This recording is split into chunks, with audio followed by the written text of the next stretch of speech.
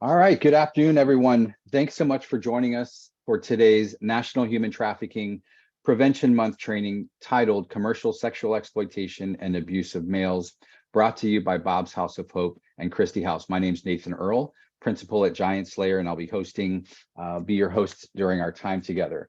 We also have the one and only Miss Jackie Keel, Business Development Manager at Bob's House of Hope, who will be co-moderating and assisting with tech support behind the scenes. Folks, we are genuinely honored to welcome Miss Ena Lucia Mariaca Pacheco, as well as Nathan Lachine, Board Director at Male Survivor, as our special guests today. Ena Lucia, Nathan, thanks so much for being here.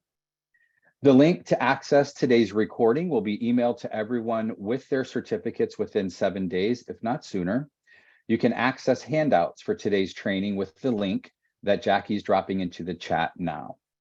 Please remember to complete the survey at the conclusion of our time together today.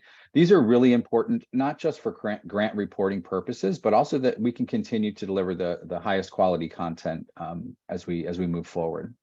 Jackie's going to put the link to the survey into the chat now, so if you have it, but we'll also add it to the chat afterwards. There will also be a QR code on the final slide to scan to take the survey. Finally, we'll open it up to questions for any of our guests today after Ena Lucia's presentation. We ask that you use the raise hand feature to queue up to ask a question, and then use the chat feature to add comments. All right, let's begin. I'll begin with the land acknowledgement, and over the next few minutes, I would invite everyone to drop your name, your agency, your role, and/or land acknowledgement into the chat. Just to kind of connect with the others.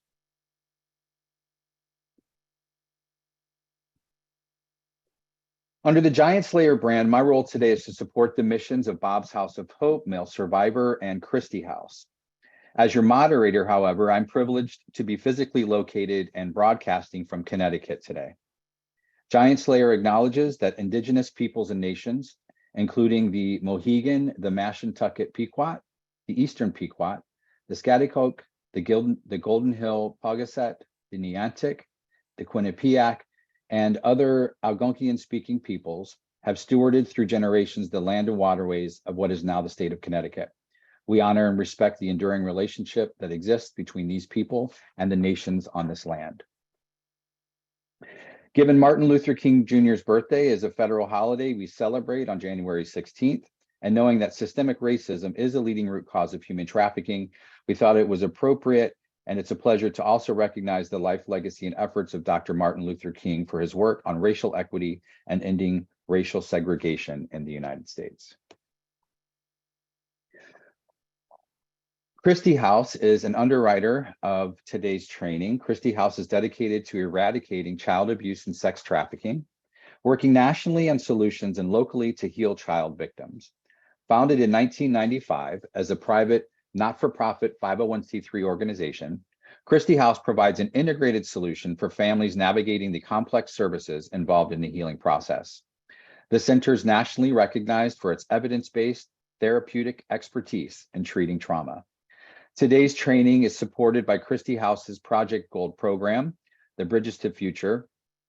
Project Gold provides outreach and services to girls exploited in sex trafficking and a home-like drop-in center in Miami-Dade County, where members are empowered to develop their strengths in a non-judgmental, trauma-informed environment. Members are supported by staff who provide mentoring, advocacy, therapy, career coaching, and academic support. Services include enrichment, life skills and recreational groups, therapy, support groups, leadership training, and related programs. Please visit christiehouse.org to learn more, to support its mission, and/or for referral information. Bob's House of Hope is a partner of Giant Slayer, a strong partner and the underwriter of today's event. Bob's House of Hope is the nation's leading provider of integrated safe housing and equine and animal assisted trauma resolution for young adult male survivors, or for young adult males who've been impacted by commercial sexual exploitation and abuse. Here today to share more on their innovative program is Executive Director Landon Dickinson. Landon? Hi, Nathan. Thanks for the introduction. Thank you all for being here today. It's an honor to be a part of this. I'm really excited about the research that's going to be presented and to partner with such amazing organizations to bring this information to a broader audience. And so I just wanted to take a few minutes to tell you a little bit more about who we are and what we do. Ranch Hands Rescue is an animal sanctuary for abused and neglected farm animals, as well as a counseling center for individuals who have been impacted by trauma. Our focus is those who haven't gotten better in other programs. And so as a result of working in that space and encountering, really severe trauma, so typically multiple traumas over multiple years, what we call complex PTSD, we then in June of June of 2021, opened Bob's House of Hope, which is the first safe house in the country for young men 18 and up who have been victims of sex trafficking. And that program is a full comprehensive wraparound care program. They can live for up to 3 years in the house, as well as extending beyond that in the transitional living program. We also added a survivor advocacy program for those outside of the house that we just don't have capacity to take in. And those services are free, of course, to the victims that come in. And we are currently set up to serve those as male identifying and that are biologically male. We are looking to open into the other spaces as we move on to a 40-acre property. So those transitioning from male to female and those transitioning from female to male, as we recognize those are one of the highest risk to society or to themselves in this space, as well as services for those who have been diagnosed with a severe mental or physical disability, because that's another group that again has been overlooked and that is disproportionately impacted by trafficking. And I was really grateful to Nathan for the land acknowledgement. One of our survivor advocates, Ruth, she is Indigenous persons, and she is leading the way really in trying to bridge the gap between Native populations and the services they provide with those of us in this space, trying to help one another and learn from them so we can better be servants in that space, because that's another group that's highly impacted here. And so we're really just about finding gaps in the services and trying to fill them. We don't want to take away from the wonderful work that others have done, because there's amazing, wonderful people in this space. And all we really want to do is help fill in where there aren't, where there have been gaps historically. So it's a full comprehensive program, and we could go into more detail in a future webinar, but I just wanted to give you all a high level view of who we are, what we do, what we're about, and just be here to answer any questions at the end if anybody has additional questions about Bob's House of Hope or Ranch Hands Rescue. Thanks, Landon. Thanks, Nathan. You got it. Male Survivor was the key research partner throughout Ena Lucia's research on commercial sexual exploitation and abuse of males. Nathan Lachine, who serves as a board director and has been active with the agency in various roles for the past 20 years, is here to share more information on the full scope of services offered by Male Survivor. Nathan? Thank you, Nathan. Hey, good morning, everybody, or good afternoon, depending on where you are in the world. So malesurvivor.org, we're one of the largest international organizations for male victims of sexual abuse. We provide direct services to the victims, their partners and significant others, and their family members through a diverse program. One of our main flagship programs is our discussion board. Our discussion board has over 15,000 registered users on it, serving men from over 220 countries annually. We have also integrated a chat-based software that is monitored 24/7 for safety, and we also run dedicated weekly get-togethers that we call our webinars of recovery. We have a diverse staff from around the world that are all volunteers. All of our volunteers currently are survivors themselves. We serve men from all walks of life and from all socioeconomics.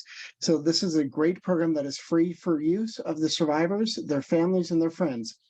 We also have our webinars of recovery series, which is our 1 hour to an hour and a half Zoom sessions where we focus in on topics that are driven by our community. So we have topics ranging from legal rights of being able to go after your abuser, to artists that have come in, to authors and other programs. Male Survivor has been around for over 20 years as one of the leading spots for men to start their healing journeys. I welcome you to check us out at malesurvivor.org. Thanks, Nathan. Super happy to have you here. And if you wouldn't mind dropping the website into the chat box. And Jackie, would you do the same as well for Bob's House of Hope, so people have that as a reference? I will tell everyone that Male Survivor is included in every resource that I offer during training and building community around the country. Wonderful services, and definitely a resource for those that are working with males who have been impacted by sexual violence of many forms. So now, without further ado, we are going to switch over to our star today, Ena Lucia Mariaca Pacheco. We'll stop share. Thank you so much, Nathan. So I will take over. So let's start. I'm happy to introduce you if I could have that honor. That would be great. Sure. You can do that Sure. while I put this together. Ena Lucia has earned 2 bachelor's degree in history and political science at the University of Ottawa, and a master's degree at Royal Roads University in human security and peace building. She's worked for 3 members of the Canadian Parliament, where she conducted statistical research, policy writing, and human rights advocacy work on human trafficking issues. Ena Lucia moved to France to pursue an internship with an international policing organization, where her work centered on victims of human trafficking, people smuggling, and crimes against children. She currently works in the Organized and Emerging Crime Directorate for Illicit Markets. Ena Lucia is also a researcher and an international speaker, and has focused her research on male child sexual abuse and sexual exploitation, which is published in the Child Abuse and Neglect Journal. Ena Lucia, it is such an honor to have you here today. I cannot wait to learn more from you. Thank you so much, Nathan, and all the other partners here. I'm so excited to be presenting today. So just a reminder that here's your trigger warning. This content discusses various forms of sexual violence against men and boys. And so if you feel that you need any additional support, please reach out to any of our organizations. We are here for you, but I will be stopping the presentation at certain points just to remind you that certain material is a little bit more triggering. So let's begin.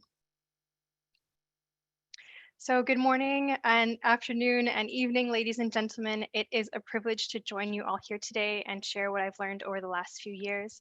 My name is Ena Lucia Mariaca Pacheco, and I am a trauma-informed and survivor-informed researcher.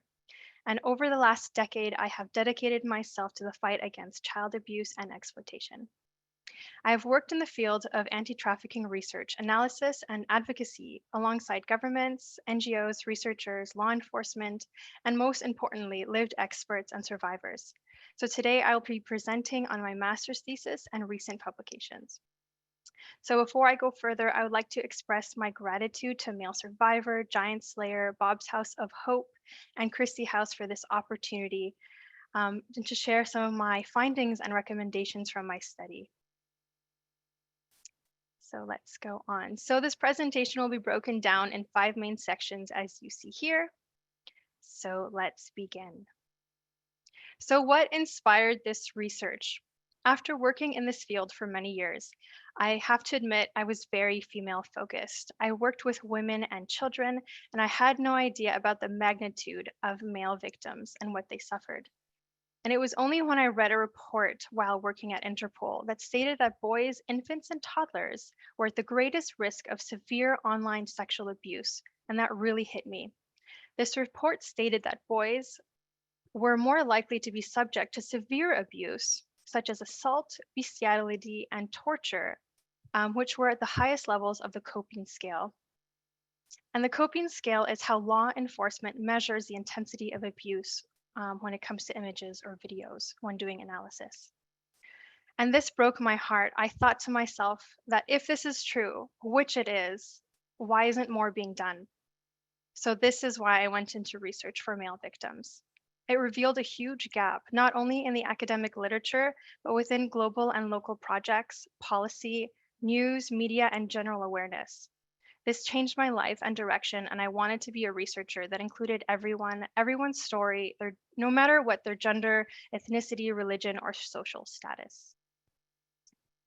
So let's dive into the literature. What is known already? So we already know that this is happening, that the frontline providers and others do not have properly responded to the situation, and they have stated their own biases, as well as society not seeing men as victims. And 3, that men are not disclosing or identifying as victims. So I found 4 main issues with this. So number 1, that this is historic. Psychopathic Sexuales is more than over 100 years old, and that is a book on the sexual abuse of underage boys by adults. And this is a phenomenon described by scholarly inquiry into the pathology of human sexual behavior. And in 1886, we see the first reference to the term sadism, which is associated with the sexual pathology against violence of underage boys by adults. Oops, sorry, my mistake. Let's just go down. There is also a gender bias. So child sexual abuse and exploitation through human trafficking has focused primarily on female victimization and male perpetration. According to the literature, human trafficking has a gender bias, which has been reinforced by a social narrative that males are perpetrators and females are victims, thus creating this preconception that against males that have been sexually victimized, and socially established blinders for female perpetrators that are abusers, traffickers, or buyers.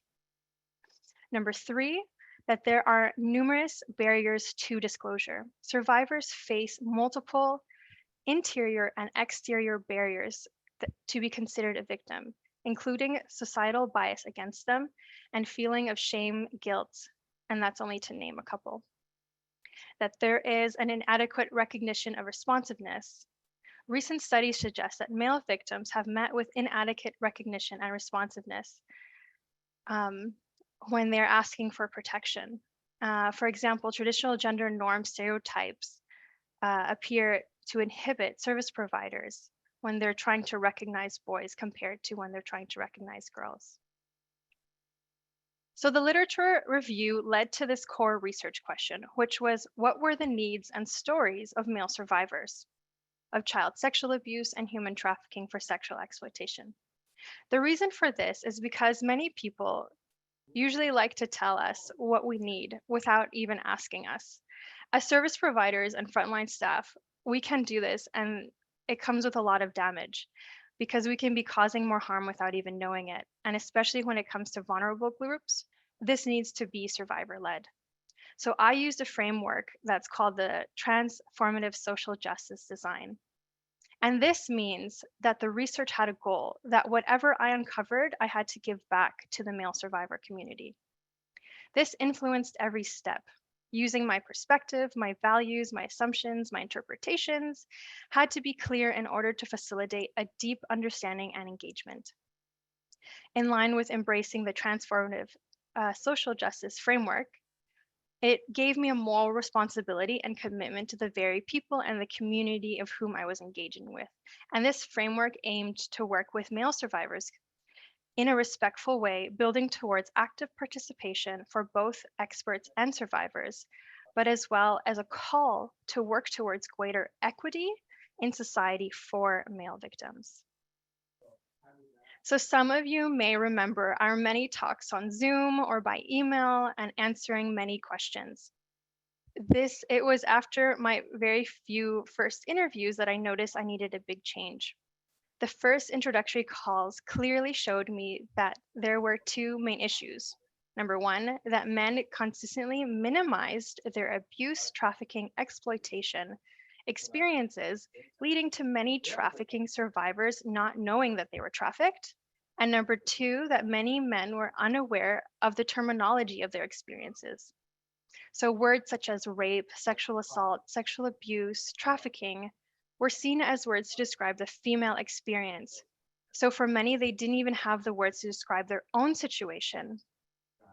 Therefore, at the start, many participants didn't even reach out thinking that their experience wasn't enough, even though every experience is valid, and they themselves were minimizing their pain.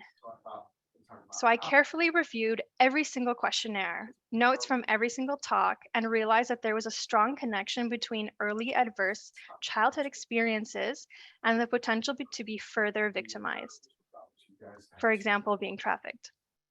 Early adverse childhood experiences are traumatic situations that a child can face, and it can be in any form of abuse, neglect, bullying, death, or household dysfunctions that will bring pain to a child.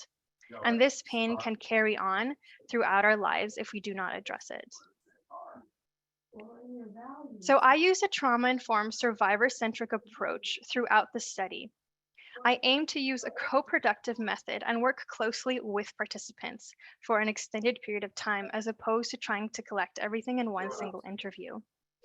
This means that as the primary investigator, I conducted multiple rounds of interviews with each participant throughout the year, and every round of questions took into consideration that participants' answers from the previous questions could be tailored to their needs and what their specific story was.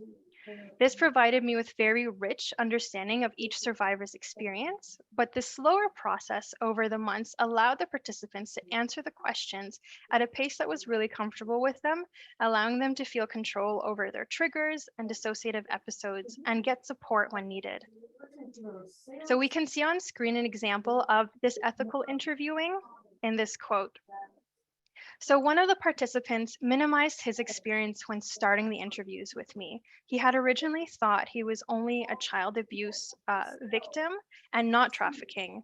And over the months, the words that were used to describe his situation really gave me a light in my head, and I compared it to the definition of the United Nations Palermo Protocol. I explained it to my team, the vague situation, and I realized that this specific case was actually trafficking. So I explained to him how I interpreted his story, and he took the time to reflect and seek mental health support afterwards. Later, a few weeks later, he returned with his questionnaire and actually uncovered new memories of his traffickers for the very first time. And this was a huge breakthrough for him because now pieces of his story started to make sense. And even though it was very painful, it was helpful for him to understand his story. And so here in this quote, we can see that for the very first time, he knows who his trafficker was, and this was his mother. So currently, Ena Lucia, yes. I'm so sorry to interrupt you. I just want to make sure, is that your background or is there someone in the audience with that who's unmuted? I think someone in the audience is unmuted. Can we remind those joining us today to make sure that your microphone is muted, please? We're hearing the background. And Jackie, I don't have access to that list for some reason. You can go down the list and see who's muted. Would you mind muting them for us? Thank you. And Ena Lucia, I'm very sorry. Go. No, it's okay. I understand.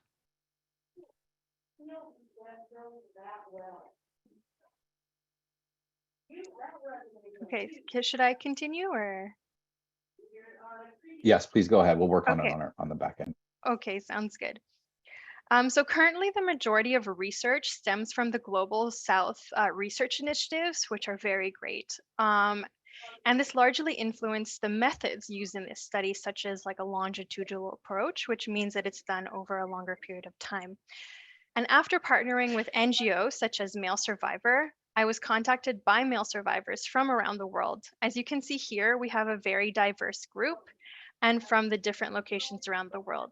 But this study originally was framed in North America, as this region greatly lacks this research. Many people assume that it's not here in North America. But Canada and the USA have some of the highest numbers of trafficking perpetrators, being countries of origin, transit, and destination countries for victims. First song, it came out at the end of their process of Okay, so what were the results after 2 years of data collection? So we're finally getting into the meat of this. So together, we have really made a difference for future survivors and frontline service providers. The findings and discussion for this research provided a deep understanding of why men and boys do not disclose. It also provided new knowledge concerning perpetrator profiles, such as familial abuse and trafficking and female perpetration. It also allowed for the creation of toolkit items for frontline professionals to be able to use when identifying male victims, such as a larger comprehensive list of visual indicators, as boys and men that are sexually abused or exploited. So these are behavioral, emotional, physical, and psychological indicators. We will go through that a little bit later. There's also a progression chart for healing and post-traumatic growth based on what has worked best for survivors, and this is recommended by survivors. You will be able to see this again a little bit later on, but this is also in the handout.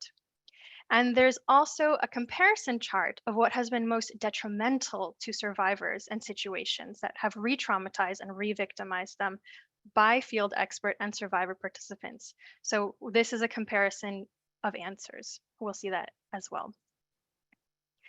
So let's dig in. One of the first findings that were an understanding of how male and female were victimized differently.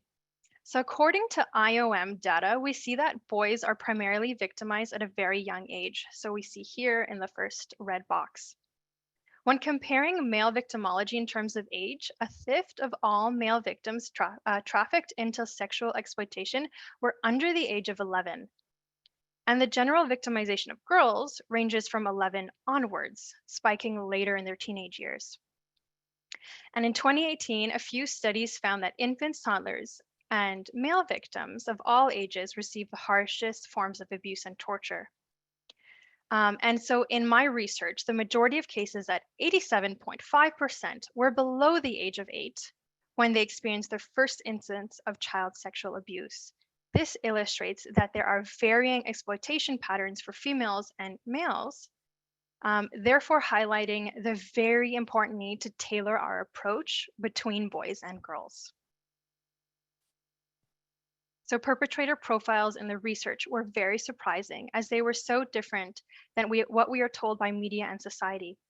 So for example, the presence of female perpetrators was nearly universal in this study in 60% of the cases. Within the trafficking cases, 10 out of the 12 participants reported that women either trafficked or abused them sexually, and 6 of those participants reported that their mothers were the leading perpetrators in their trafficking. These findings are consistent with a recent study on intrafamilial trafficking, where perpetrators in both studies were mothers. We can see here that in my study, the mothers came in at the highest percentage of sexual abusers. Additionally, family members or those known to the child were also the greatest number of abusers in this sample, showing us that child abuse and trafficking does not go in line with the common conception of what abuse and trafficking perpetrators are and what we see in media, which is usually done by strangers. This research also looked into the role of women in the sexual exploitation of boys, both inside and outside the family. Findings from the academic literature and discussion with survivors suggested that female perpetrators present a unique challenge for investigators and frontline professionals in contact with exploited boys. Sexually abusive relationships between women and boys can be difficult to identify because women often hold a socially accepted dominant role over boys as their mothers, their teachers, their caregivers, or simply as older female family members that have more seniority. Women who hold these roles can also usually bathe, dress, examine, or touch children in ways that does not normally arise suspicion from others. The advantage position can be that they can easily leverage this if they're intending to sexually exploit a child. On the other hand, boys who are sexually exploited by female family members or women are generally might also struggle to identify themselves as victims because they might perceive their experience as enjoyable or pleasurable. And this creates a significant impediment to disclosure, as boy victims themselves might not realize that there is a problem in the first place. And it may be only years later when a boy or a man reflects on that relationship where they can feel uncomfortable, used, or that something wasn't right. So some of the earlier literature on child sexual exploitation suggests that women involvement in these crimes are usually supporting roles by enabling men in their lives to exploit the children, as opposed to actively being involved in the activity. And earlier studies described that as they're more passive and characterize it by a woman's failure to protect the child, or aiding and abetting the male abuser as opposed to direct involvement. And this is a very striking contrast with this study's findings, where women were reported to display a diverse range of severity of violence. Survivors told me that women clearly trafficked and exploited them sexually. Some of them did it in a caring or nurturing manner as part of the grooming process, while others were extremely sadistic and even could be seen as taking enjoyment in causing pain and suffering in these victims. Frontline professionals in this context with children who suspect that they might be victims within their family should always take in consideration the possibility that mothers or female family members could be the perpetrators. So the advantages for familiar perpetrators. Let's go through some of them. So identifying any victim of a child requires a high degree of training and knowledge on the indicators and signs that they might be potentially victimized. For many reasons, effort to identify victims can be more challenging when their exploiter is their family member. And this is because the presence of a familiar dynamic between the exploiter and the child provides many advantages to the perpetrator. First, the idea that the boy's own family might be sexually exploiting them can be very surprising to some service providers. A family member might not be the first person they suspect to be involved, especially if that service provider has not received training that covers interfamiliar exploitation.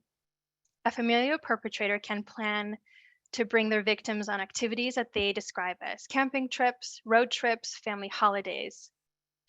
To an outsider observing these activities, it may quickly be perceived as just something that the family does, a routine family outing, and merit no suspicion, when in fact, these proposed activities actually serve as a pretext through which familial perpetrators can more easily traffic their victims to be sexually exploited by others. In addition, familial perpetrators can more easily provide plausible explanations for a child's physical markings or other indicators to mitigate other suspicions for them. For example, an exploitative family member can say and convincingly say that a boy is clumsy or poorly behaved or suffering from ADHD to an outsider adult who is interacting with the child for the first time or a few times, such as a teacher or medical staff, when in fact these characteristics can be seen as physical and behavior indicators of sexual exploitation and not just poorly behaved, clumsy, or ADHD. Finally, because they often have easy and early access to potential victims, family perpetrators are at the advantaged position to groom and manipulate the child to see themselves as a sexual object from an extremely early age. And in a sense, they operationalize the familiar dynamic in their favor. The grooming of their targeted victim throughout the use of repetitive positive emotional reinforcement when the child complies. And if the child resists, they can employ coercive shaming tactics and emotionally and abusive behaviors.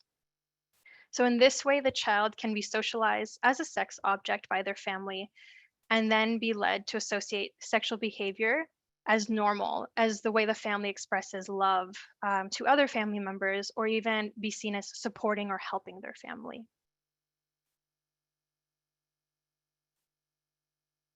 So let's go into some concealment tactics.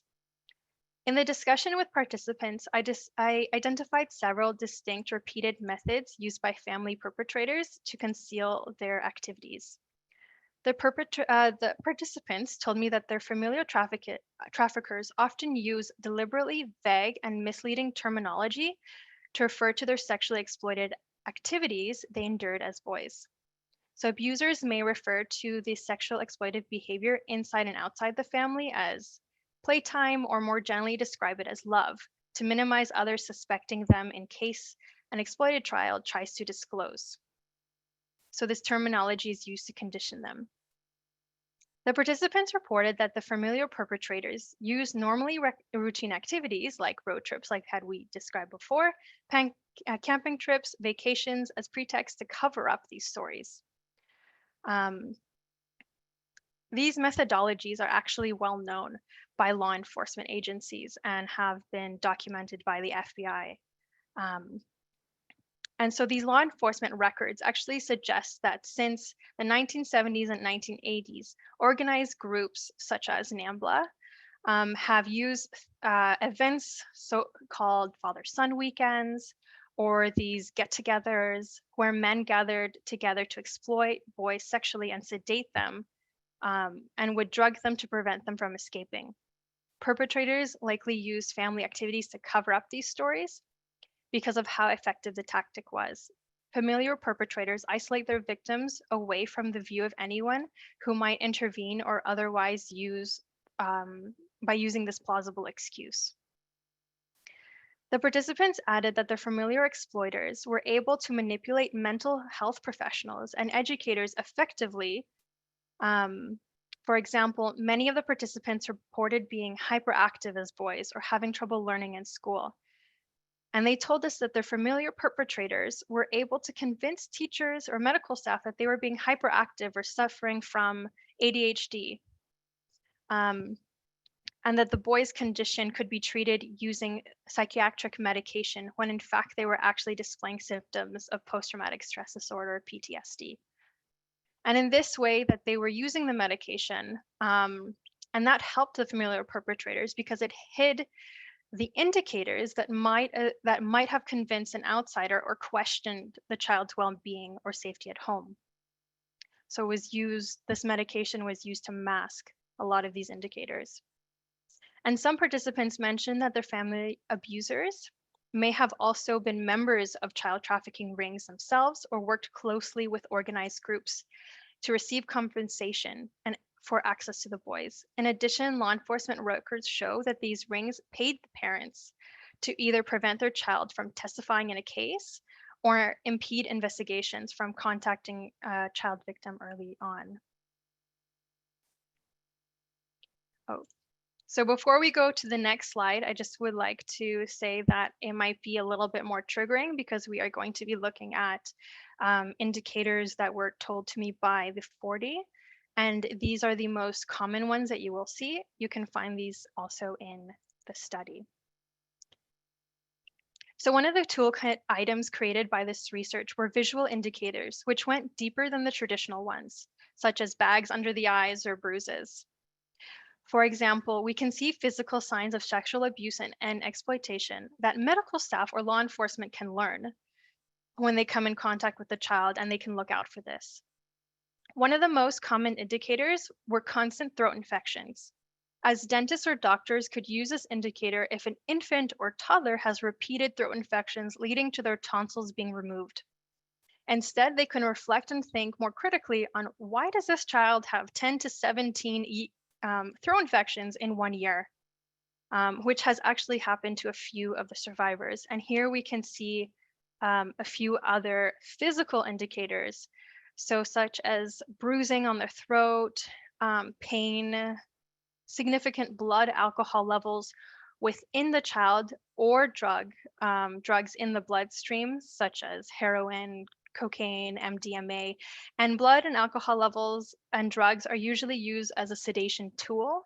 So for example, if a doctor or frontline provider are able to get tests on toddlers, unfortunately, or children and notice these, it obviously is a big red flag, and it can show potential signs of that the child is being trafficked. Also, pain in the wrists and ankles, and this is especially if the child was restrained or if they had chains around them as well.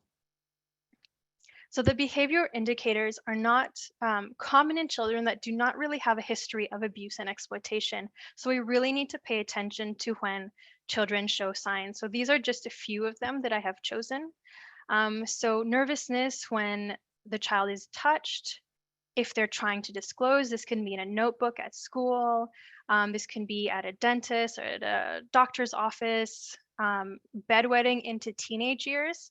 A sudden aggression when your neck is touched or face is touched. Negative emotions responding to flashing lights. So this is more when there has been child abuse exploitation material created by video or by photography, the flash will really trigger a response. So this can even go into adulthood as well. So it's something to look out for. And poor hygiene doesn't just mean, the child doesn't bathe for a day. This is multiple days in a row, same outfit multiple days in a row, or actually the opposite of extreme hygiene where the child is bathing 3, 4, 5 times in one day. So emotional and psychological symptoms can be covered up to an extent because boys and men usually put on a mask to hide a lot of these symptoms. So we really need to listen and pay attention to when boys are showing any of these signs. We need to teach boys that it's okay to have emotions, to cry, to feel, and that emotional strength is just as important as physical strength. Because in this way, we may unknowingly be covering up abuse and exploitation just because of how society tells us that men have to be so strong. And we need to see these signs in order to stop it. So for emotional indicators in a child, this can be an extreme fear of other male children, teenagers, male adults, or an internalized denial that any of this is even happening in the first place. There will be a strong trauma bond, also known as Stockholm syndrome. They can have a lot of dissociative disorders, memory loss, or be very compliant to when they're being given instructions. So this even goes into adulthood, and some of these symptoms don't just go away. And many men don't even know why they have constant headaches, stomach issues, or any of these symptoms that are shown here. So it is really important to listen to our bodies because even if we don't have memory of what happened, our body does remember. So these are just a few of the emotional and behavioral symptoms. Again, you can see it in the report that carry on into adulthood from anxiety, depression, hypervigilance, aggression, unhealthy relationships, difficulty having intimacy, and all different types of addictions and disorders. Again, we can see some more here, physical and psychological. From headaches, weakened immune systems, difficulty swallowing, maybe stomach pains, and psychological will be the same as the ones that were seen in children as well. So complex PTSD, nightmares, and fear of men, again, you can see passes on even into adulthood. So there are a few tests that can be used to help potentially identify children that were experiencing adverse childhood experiences. So for the ACEs test, scores can range from 1 to 10, and there's a significant correlation between highly reported ACEs scores, 4 and higher, and the presence of psychological and sociological ailments, which can negatively impact an individual's quality of life, ability to form healthy relationships, and future earning potential, as well as their ability to be educated or be gainfully employed. These tests can be done by adults too, looking back at their history to understand why they feel the way that they do now. And it can be a self-test or even be used in the therapeutic session.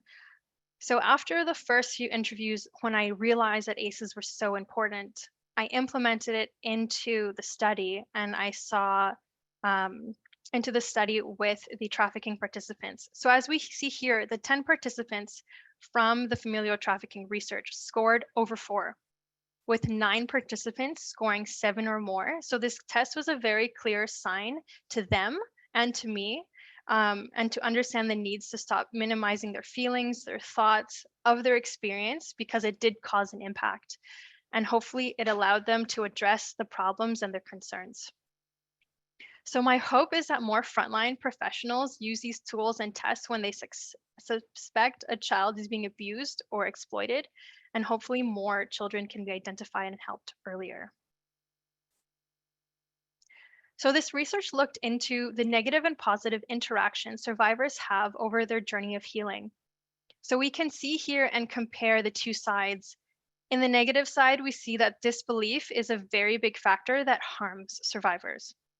So many survivors, when disclosing their sexual exploitation, were met with skepticism and disbelief, and a lack of understanding of grooming tactics, and they were met with an overly gender bias, whereas whereby the person disclosing to explicitly dismiss the existence of male victimhood and in some cases female culpability to the survivors, ultimately resulting in police, mental health professionals, and medical staff taking no action on their behalf. And on the positive side, we see survivors healing, feeling respected, feeling human again by being able to be listened to and believed for the very first time or even afterwards.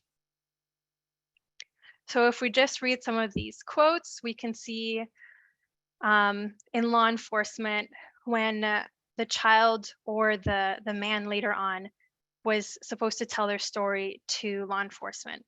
So he says, I wasn't equipped to retelling my story to too many different people.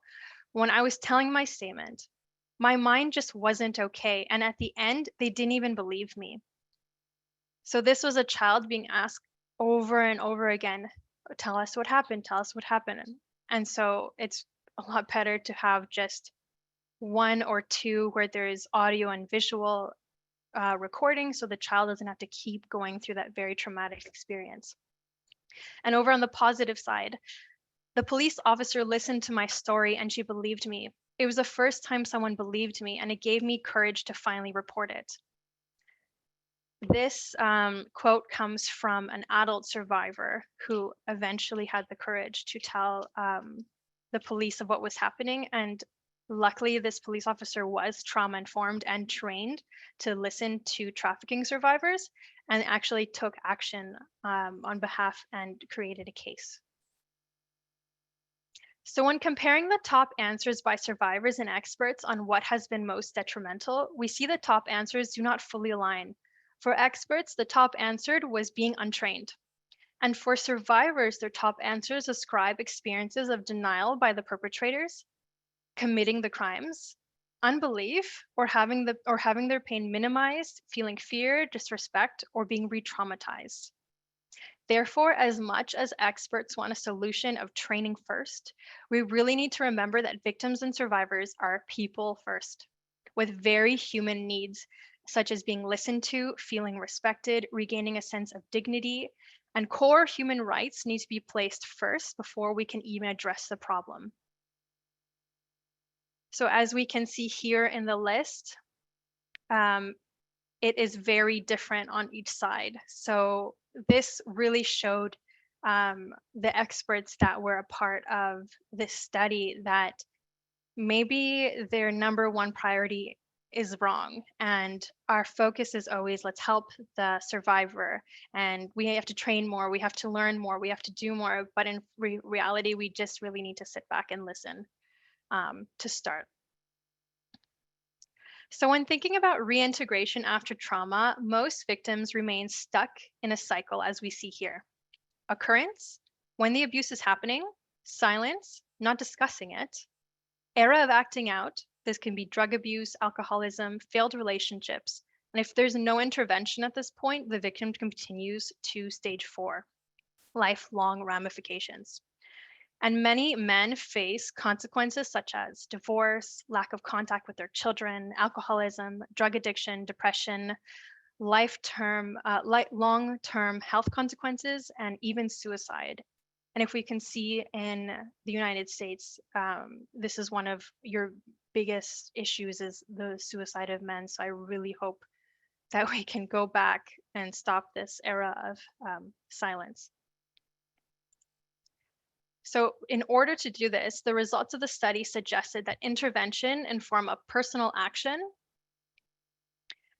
is needed towards inquiry and support, and services are the foundation of healing. So in addition to establishing community as an essential in disrupting the cycle of silence and begin the social reintegration and inner healing, the findings demonstrate the importance of the survivor to break their silence and begin their healing process. And so we can see this process in these blue blocks. And on the next slide, we'll see what survivors had said that they did at each stage to help them move forward. To go forward into healing, the survivors need to first recognize that a traumatic experience has happened and not minimize their story to themselves or continue to suppress any emotion, thought, or memories of their exploitation or abuse. This is very hard. I'm not going to say that this is easy, but it is needed. And after they begin the process to understand more about what happened, they can start to make community with trusted peers that support them and eventually lead to mental and emotional support from trained professionals, and finally treat different aspects of their trauma, such as addiction, complex PTSD, eating disorders, alcoholism, etc. This healing can then allow for relationship building and seeking what brings them joy. So these last steps allow for survivors to live more in freedom and happiness and in their own truth. And so a few of these examples are shown here, but all of the examples are in the research paper, but as well in the handout that I've created for today's session. So here are some recommendations for frontline professionals. As a result of this research, survivors told us in this that they received significantly more effective help from service providers who use trauma-informed practices, and I highly recommend people getting training in this particular field. Service providers are in a better position to help survivors if they know beforehand how to recognize indicators and how to support victims of child sexual exploitation. This in particular is important for familial perpetrators or female perpetrators because the indicators might be presented even if a boy attends school, participates in extracurricular activities, or even goes home to his family every day. I recommend that survivors be provided with a choice in which gender of a trauma-informed professional that they disclose to and work with. And so this is especially important when they have reported being fearful of a man, especially if they had a very traumatic experience with male sexual violence in their past. This just allows for an easier disclosure where they can feel safe, and vice versa. If they want a man, that should be provided as well. I also recommend that frontline professionals educators and other service providers in regular contact with children receive trauma-informed training on detecting potential victims of child sexual exploitation, and these training activities must contain content that address familial perpetrators, male victims, and female perpetrators. And I also believe that training to raise awareness on gender bias can help. As the participants repeatedly told me that their claims were met with skepticism when they told someone that they were victims, as well as female criminality. This kind of training may help professionals in contact with them to remain objective with their interactions and provide better support. So the research has brought together men of many different walks of life. For some, I was the very first person that they told, and for others, they were learning and healing. And finally, the thrivers who had their ups and downs, but have found joy, love, and happiness again. So here are some recommendations from all of them. Number one, they say, please review the what has been most helpful to male survivors journey document because it can be a helpful guide in the healing journey. Again, this is in the handout. And number two, you do not have to be public about what happened, but finding a safe and trusted individual to share your story will help lift the burden that you've been carrying for all these years. You do not want to feel trapped in a jail cell within your own body. Just find 1-2 people that you trust, and that will really help your soul. And finally, if you have symptoms of abuse or exploitation, it is really important to address those. Don't minimize your story to yourself. Let yourself feel, let yourself heal. And this will be a journey, a long one, but there is healing and there is hope. So I would like to thank all the survivors for their commitment and bravery throughout both studies, as well as my partners and field experts that have dedicated so much time to helping male survivors in their own fields. So here we can see the publication, and both of these are available. Please feel free to reach out to me if you would like a free copy of the journal. So what I love about this webinar is that we are no longer working in silos.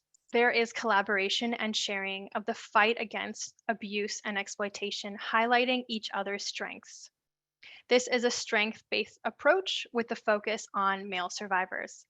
So without male survivor, I would have had no one to talk to. Without Christie House and Bob's House of Hope, there would have been no next step, no safe home, or no physical support. Without Giant Slayer, there would be no training, and without all of us, there would be no research to speak upon. So together we are stronger, and alongside the survivors and thrivers, we show that there is hope and there is healing.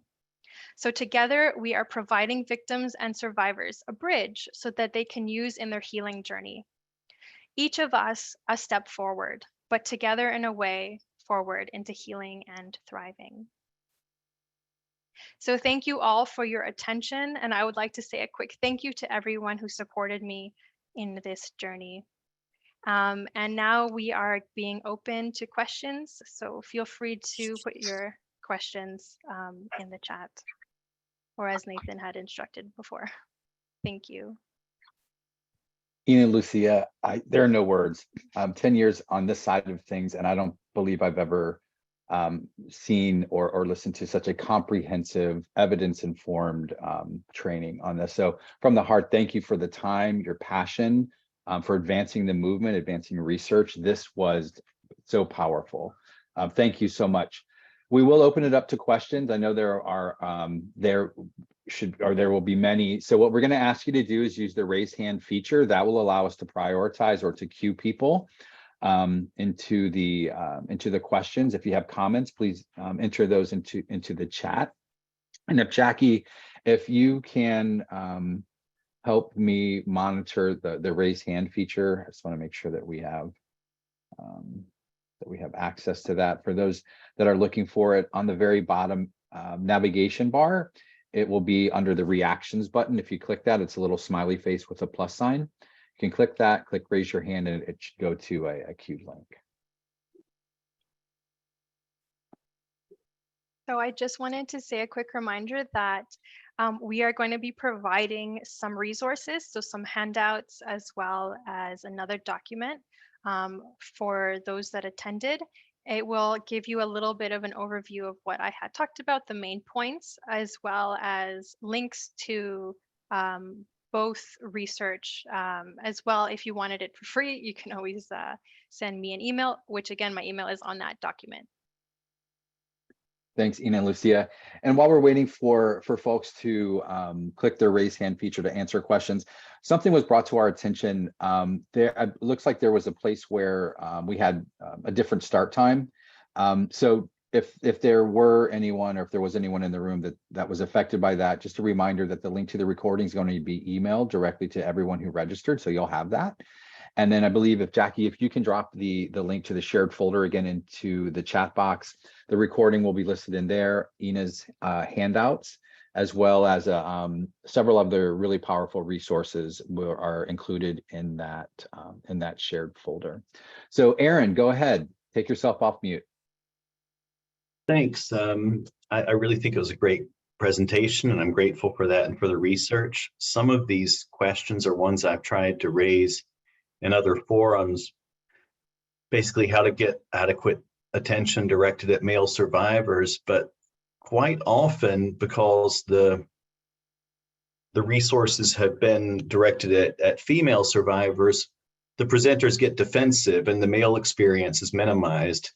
And I'm just wondering if our presenter has experienced that before in her whole work, in her own work. I mean, essentially,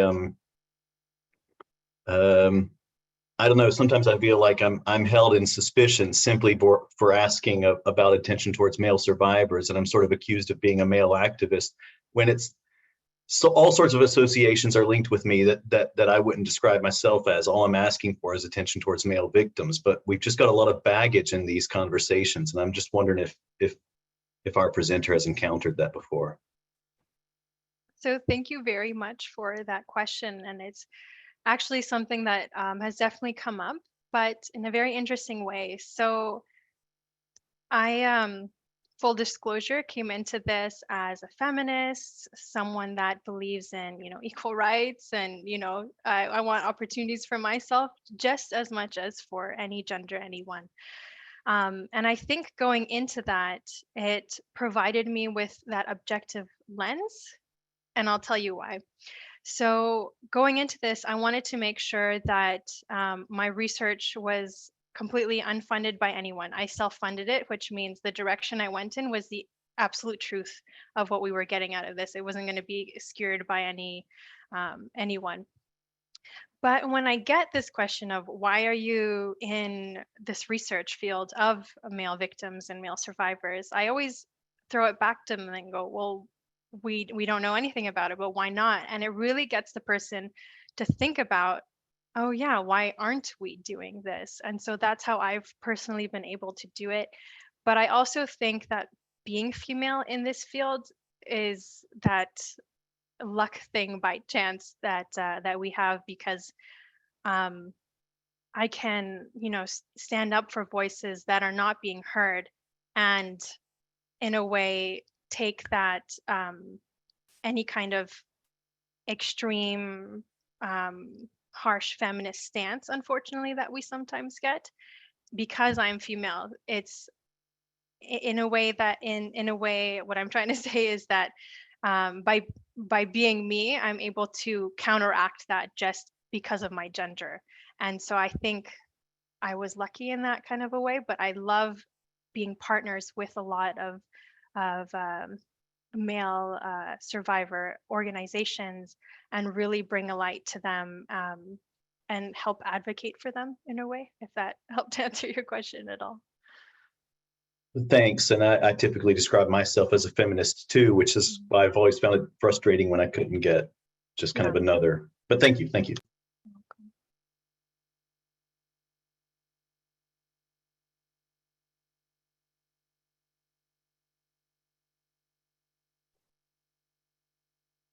Any other questions or thoughts or comments on what we've learned today?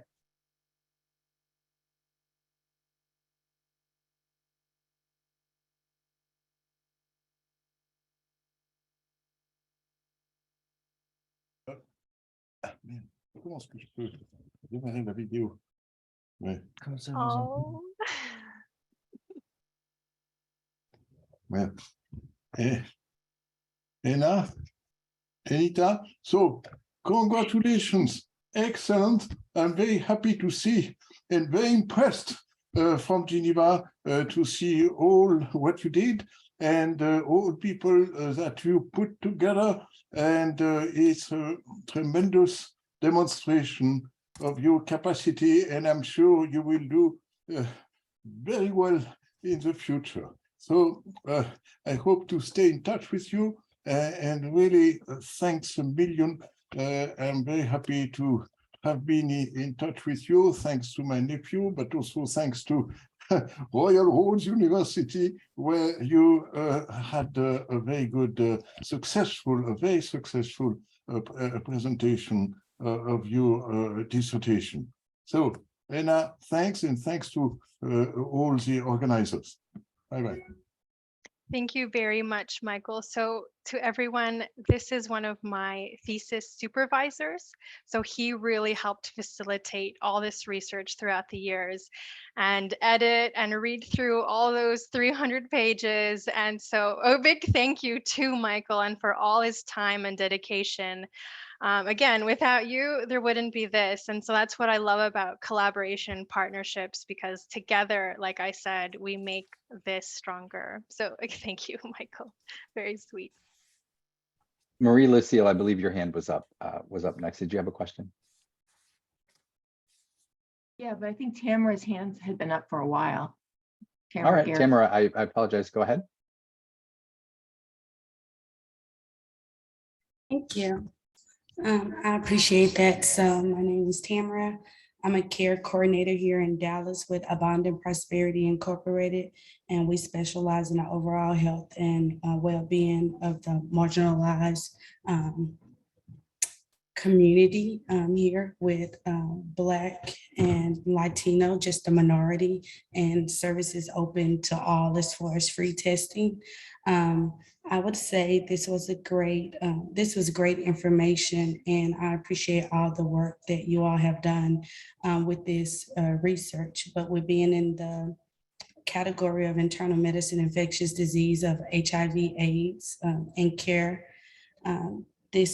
those were great points made, because a lot of times, as you say, it's focused on victimizing the men or et cetera. And I feel like that's something that we can work on in our area, that women are not the only one, and it's a two-way street.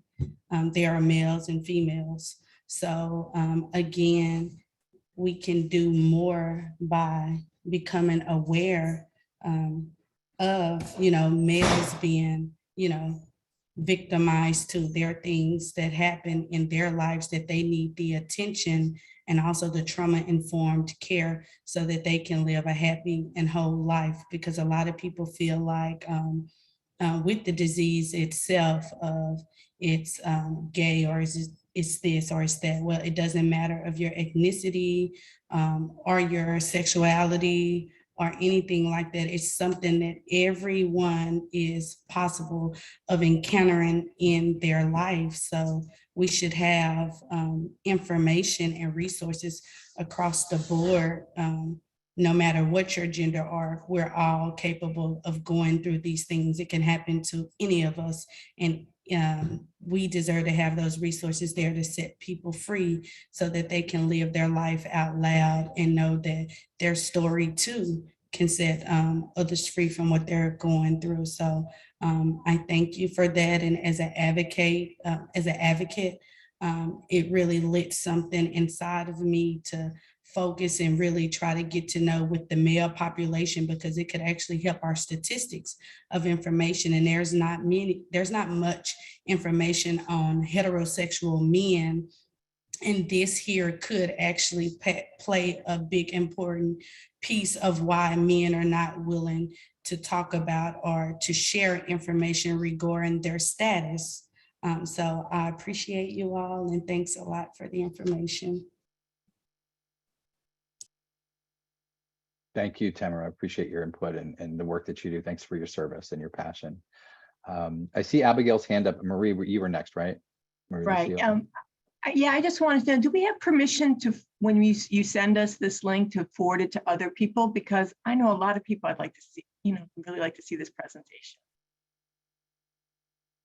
Ena Lucia, that's your call. Oh, sorry.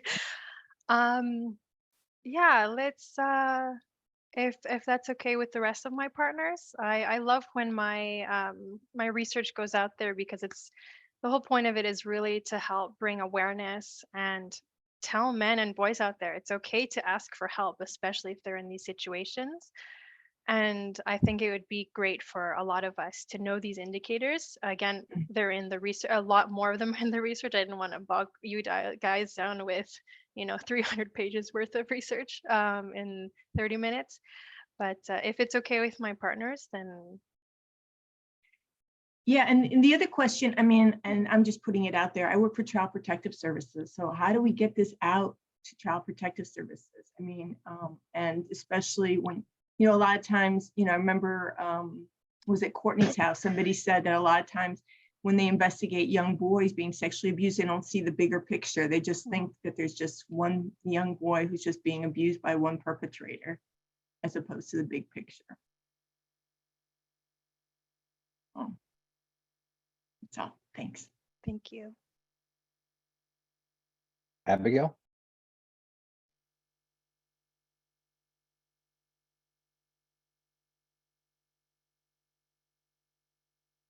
Oh, I think you're muted, Abigail.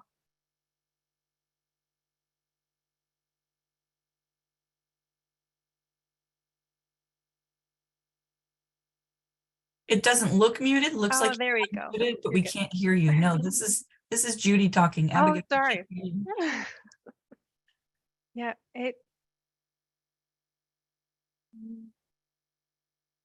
you can always type it in the chat if you need to.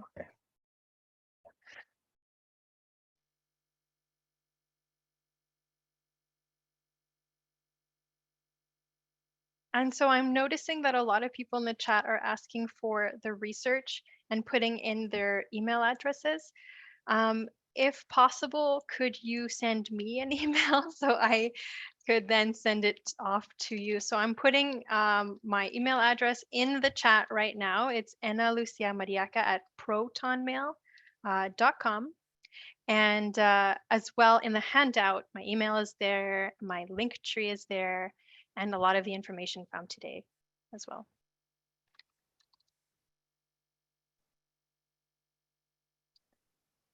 Ena Lucia, did you see Abigail's question in the chat? Oh, no. Did you investigate or notice any trends regarding LGBTQ plus populations, including trans and cisgender men? Yes. So that was a very, it's actually half the population. So I guess I forgot to mention that statistic, but it was almost 50-50. So about 50% were cis men, and the other half were either identified as gay, bisexual. As well, we had a trans, now under she. And so it was very interesting to hear that as well. So this information is coming, as you can, 50% cis and 50% from that LGBTQ AIS plus community. You can see those statistics in the reports, in both reports, actually. I do highlight them there. Melanie?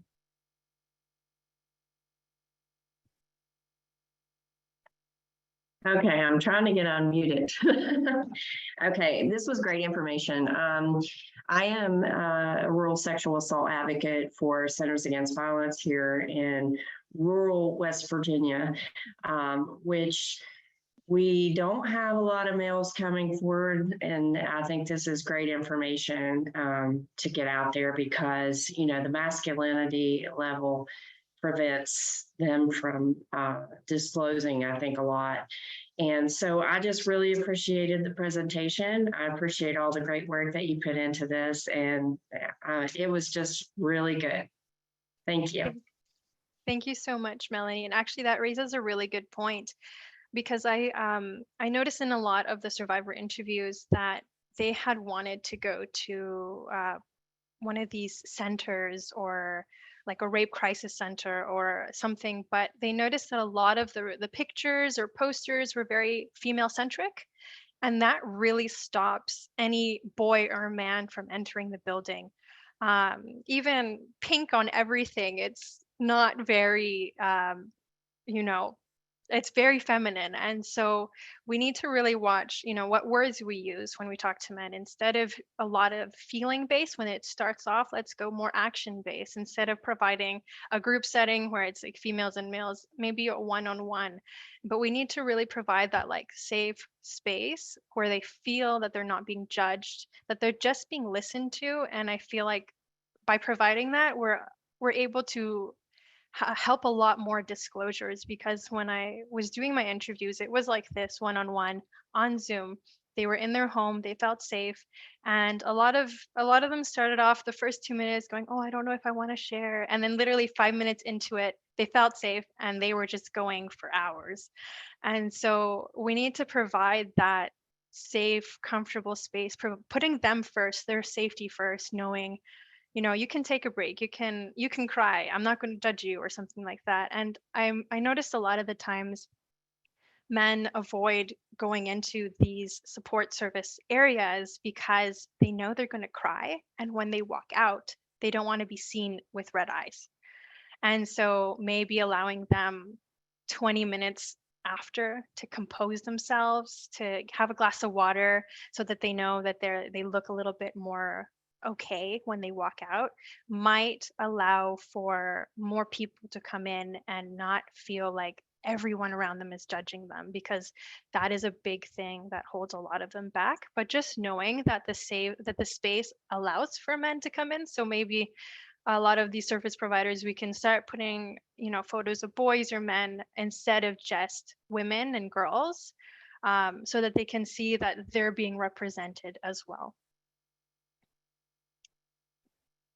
Thank you. Vicky or Elizabeth, on my side, it has Vicky queued up first, then Elizabeth, Vicky Vadosia, and then Elizabeth, and then Vicky Nelson. Does that work for y'all? Which Vicky? Vicky Nelson. Yeah, go ahead. Okay, can you hear me? Yes. Okay. I did post in the chat, but I was just curious if in your research or literature review, or if you're planning to do this as a future study, is more in-depth research on the interactions between male survivors and law enforcement. I'm wondering at like rates of how many times survivors go in and then retract their statements, or if they go in at all. I just haven't seen a lot of that, and I wonder if you're either planning to go into deeper research on that, or if you know of any places to look for that type of information. You can find that in the journal. I actually covered that exact thing in the journal on familial trafficking. This was huge in the research when boys or men would attempt to disclose and literally be rejected almost immediately by the body language, by how the police were talking. Even literally, I had sentences of, but women can't be perpetrators, men can't be victims, from law enforcement. And so this just shows a huge need for training for law enforcement to really look into this. And luckily enough, at least in Canada, I've partnered with the RCMP, and I will be training them this year on indicators for men, hopefully how to properly interview with more of a trauma-informed approach. And so this was a big issue. And so in the journal, you will see instances of when this situation was just so poorly managed by law enforcement, but as well as when there is a trauma-informed approach, and how healing that can be of being of just being recognized and being believed as a victim is extremely important for males. And also the opportunity of female police officers or female frontline providers was a huge thing for those that had extreme violence against them by men. So they were very scared of men. So for example, I had one survivor quote said something along the lines of, I wish there was a female police officer at my door at the time when someone came knocking, because I feel like I would have told her. And so this was when a male police officer came to do a check, and a little boy opens the door, says, "No, sorry, everything's fine. I'm fine." And okay, goodbye. And so it's just to provide that other level of support. And I know in a lot of law enforcement, they don't quite understand this yet, of the need for having, different, but again, they need a lot of training and a lot of different support to be able to have this capacity. But if they do, to have someone that's LGBTQ friendly, that's trauma informed, that's trained, male, female, so that you can really kind of catch a bigger net in that way of a lot of different victims that identify as, different minority groups or something like that. So yeah, if you can check out the journal, you can find some of those points you raised. You can email me if you would like a free copy of it. Everyone, if you would like a free copy of that journal, please email me.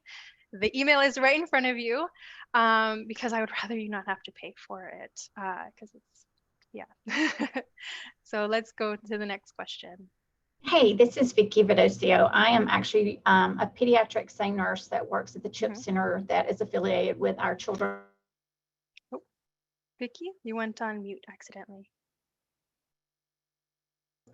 Sorry, I was unmuted. I don't know what happened.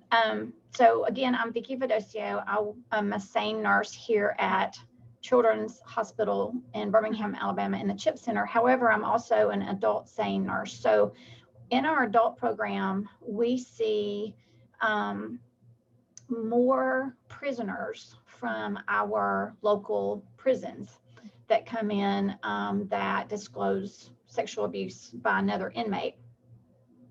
Do you have any research in the journal on that? It seems like that we have some frequent flyers, and so, you know, could they be actually, you know, we believe them, but with them being frequent flyers, we always wonder if they're just trying to get out of, you know, the prison to come to Birmingham. You know, they get food, they get a shower where they can feel safe.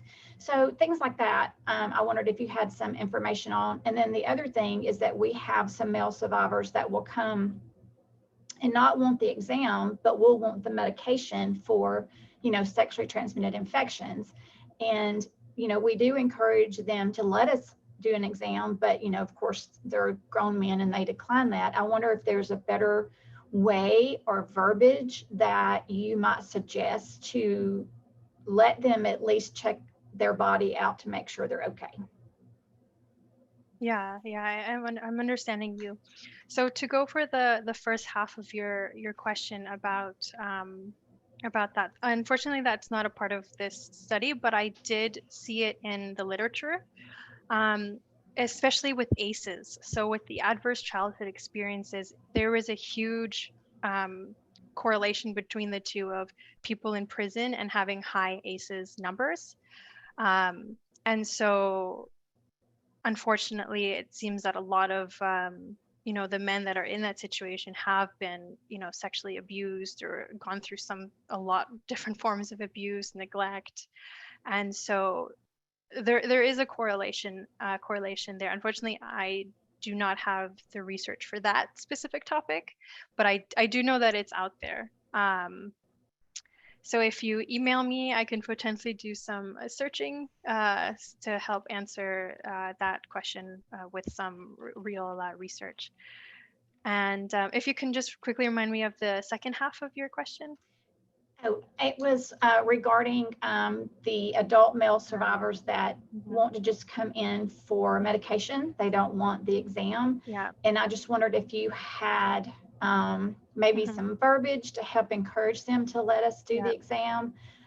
They still are like, they can do the John Doe, so they don't have to report to the police, but if they'd let us at least make sure they're okay, especially if they're having bleeding and things like that. But most of them just want the medication.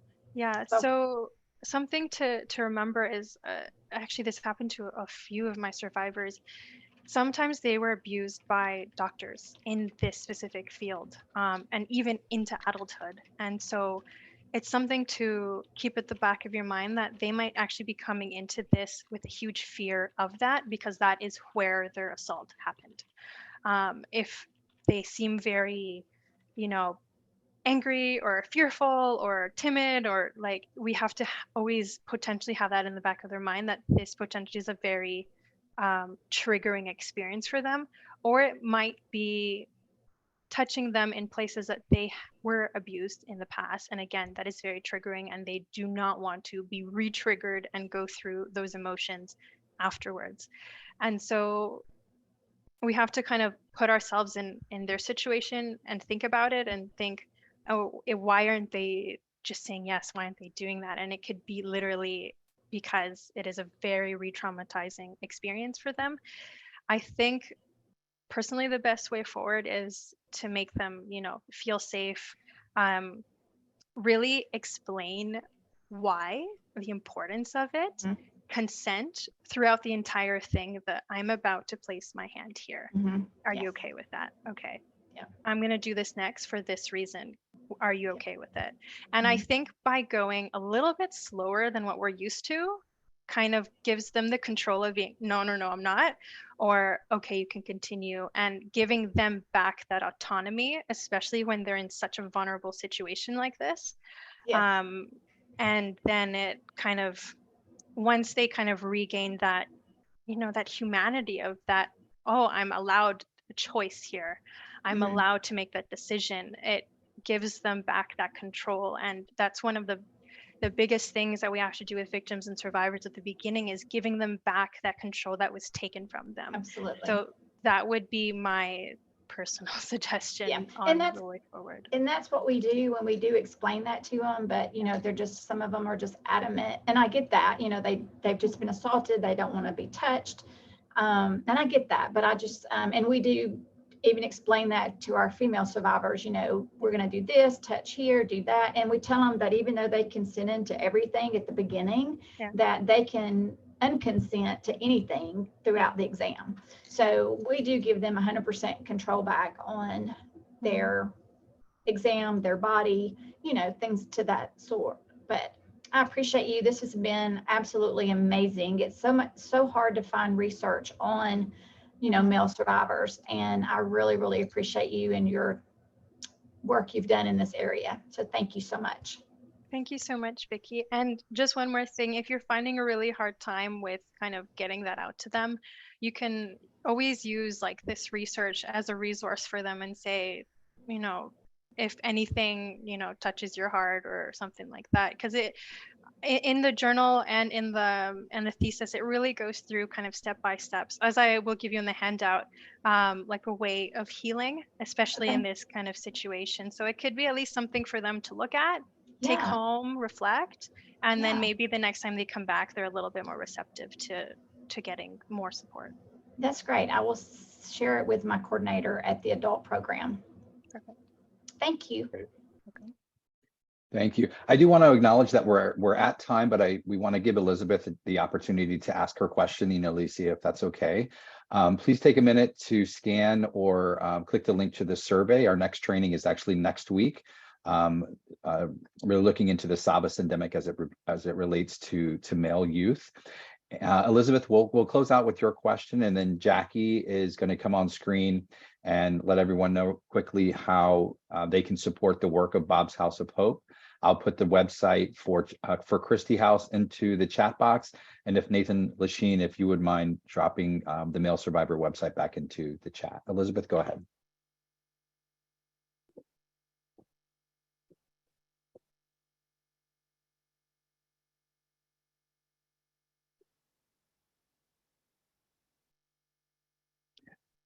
Elizabeth, if you're talking, it looks like you're on mute.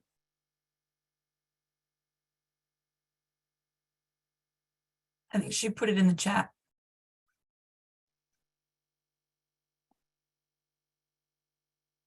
Are you able to see that, Ena Lucia? I don't see it. Is it the fight does not counteract masculinity question? I think so. Elizabeth, are you able to take yourself off mute and ask? Okay, yes, it is. Okay. I think Elizabeth just said she was making a statement. Mm-hmm. Yeah, I completely agree with you on that one. And this does not counteract masculinity, because there is a healthy form and an unhealthy form, just like for femininity, healthy, unhealthy. And to go a little bit more with this, in order to really support men, we have to show them that, it's okay to feel these emotions. It's okay to cry and to acknowledge emotional strength as well as physical strength. But Elizabeth, if that was not your question, feel free to write it out so that I can answer the right one.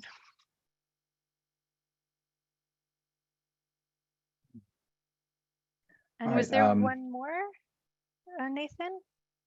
No, I believe that's it. We're gonna move forward and give Jackie the opportunity to talk. And real quickly, Jackie, for any law enforcement representatives, representative from law enforcement, as soon as we close, I'm going to stay on for 5 minutes just to give a quick announcement for the IACP Agency Capacity Building Toolkit opportunity. The deadline's been extended. It's specifically to law enforcement. And so after we close, if you're a member of law enforcement, stay on with us for about 5 minutes. Go ahead, Jackie. Thank you. Thank you, Nathan. I appreciate it. And thank you all again for participating today. And a very special thank you to Ena. It was just a wonderful presentation. So thank you all. If you're interested in supporting Bob's House of Hope or just sort of staying engaged with us, you can visit bobshouseofhope.org. You can join our mailing list there. If you're local, you can sign up to be a volunteer there. You can donate or just learn more about our program. You can also follow us on Facebook, Instagram, Twitter, or LinkedIn. And that is all at the handle Ranch Hands Rescue.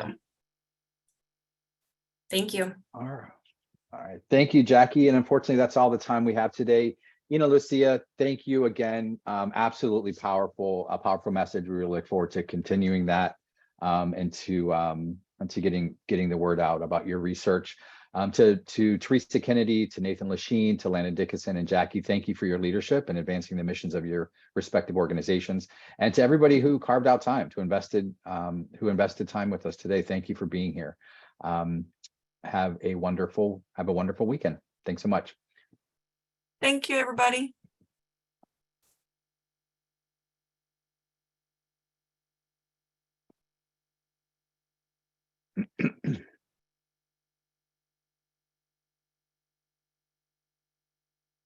All right. So the International Association of Chiefs of Police has a really incredible opportunity for law enforcement departments. It's the Agency Capacity Building Toolkit. They have there's an application process to apply to be a demonstration site.